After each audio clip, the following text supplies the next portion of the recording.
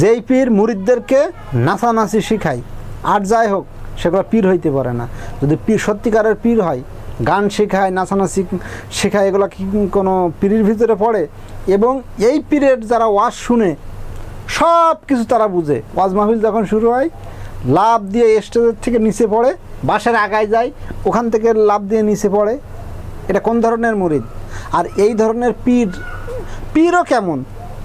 পীর যখনই হলো সে যে গল্প করুক, গরুর গল্প হোক, ছাগলের গল্প হোক, মুরগির গল্প হোক, ইঁদুরের গল্প হোক, যে গল্প করুক, কান্না কাটি কারে কয় আর লাফাইতে লাফাইতে লাফাইতে বাসের উপরে পড়ে, সামিয়ানার উপরে পড়ে।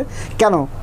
যদি এতই লাফাইতে ইচ্ছে হয়, একবার তো আমরা দেখতে পারি যে না, আপনি লাফাইতে লাফাইতে গাছের উপর থেকে নিচে পড়েন, তাহলে তো আমরা বুঝি যে না, আসলে সে আর ইহ জগতে নাই। পীরের কথা শুনে তার ধ্যান জ্ঞান সব হারায় গেছে। এগুলো সব ভণ্ডামি।